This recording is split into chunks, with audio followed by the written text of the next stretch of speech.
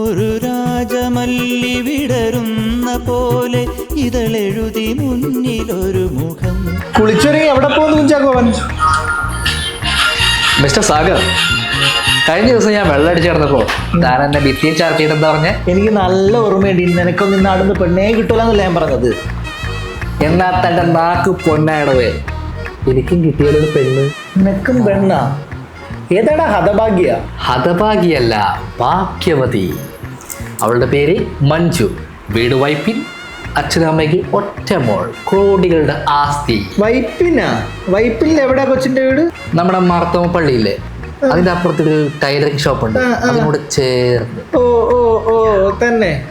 എന്താ നിനക്കറിയാം? കൊച്ചിന്റെ അച്ഛന്റെ പേര് സെബാസ്റ്റ്യൻ എന്നല്ലേ? അതെങ്ങനെ തനിക്കറിയാം? അച്ഛൻ സെബാസ്റ്റ്യൻ എക്സ് മിലിറ്ററി, നെഞ്ചിൽ ഓട്ട വീഴും. അമ്മ എക്സൈസ് ഓഫീസർ. ഏതെങ്കിലും കേസിൽ നീ കോടതി കയറും. ഇതൊക്കെ തനിക്കാനറിയാം? എടാ, ഞാൻ മാർക്ക് ചെയ്യാത്ത ഏതെങ്കിലും കൊച്ചുങ്ങളി കൊച്ചിയിലുണ്ടോടാ? എന്നാ കേട്ട മോനെ സാഗരെ, കൊച്ചിന്റെ അച്ഛനെ വീഴ്ത്താൻ കൊച്ചു തന്നെ എനിക്കൊരു വഴി പറഞ്ഞു തന്നിട്ടുണ്ട്. എന്ത് വഴി? അടുത്ത ആഴ്ച ഞായറാഴ്ച അവളുടെ പുതിയ വീടിന്റെ പാല് കാച്ചൽ. അപ്പോൾ ഞാൻ അങ്ങോട്ട് ഒരു ഡബിൾ ഡോർ ഫ്രിഡ്ജ് വാങ്ങിയിട്ട് അങ്ങ് പോകും. സെബാസ്റ്റ്യന് കൊടുക്കും. Sebastian flat.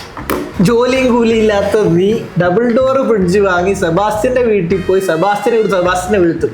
ഫസ്റ്റ് നടന്നു തന്നെ. എന്തിനാ മോനെ ജോലിയും കൂലിയും? ബജാജ് ഉണ്ടല്ലോ, പിന്നെ തൻ്റെ പാൻ കാർഡും ATM കൂടെ മയൂരി. നടന്നു. അതിമോഹമാണ് മോനെ, അതിമോഹം. എന്തായാലും ഞാൻ ഫ്രിഡ്ജ് വാങ്ങും.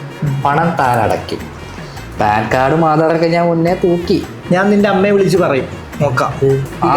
അങ്ങനെയാണെങ്കിൽ മാസം താൻ മസാജിന് കൊടുക്കുന്ന 3000 രൂപയുടെ കാര്യം ഞാൻ തൻ്റെ അമ്മയെ വിളിച്ച് പറയും. തന്നോട് വാദിച്ചിരിക്കാൻ എനിക്ക് സമയമില്ല. ഞാൻ പോയിട്ട് എൻ്റെ മഞ്ജുവിനെ കണ്ടിട്ട് വരാം. ഇന്നെൻ്റെ നെഞ്ചിലെ പഞ്ചാര വഞ്ചിയിൽ കൊഞ്ചിയിരുന്ന നീ മഞ്ജു, ഞാൻ നിന്റെ കൊഞ്ചു. ആ കൊള്ളാലേ. ഇന്നെൻ്റെ നെഞ്ചിലെ പഞ്ചാര വഞ്ചിയിൽ കൊഞ്ചിയിരുന്ന നീ കൊഞ്ചു. ഏട്ടാ, അമ്മ നിർബന്ധിച്ചപ്പോ ഇന്നൊരു പയ്യൻ കല്യാണം ആലോചിച്ചു വന്നു. ഏട്ടൻ എന്നോട് പൊറുക്കണം.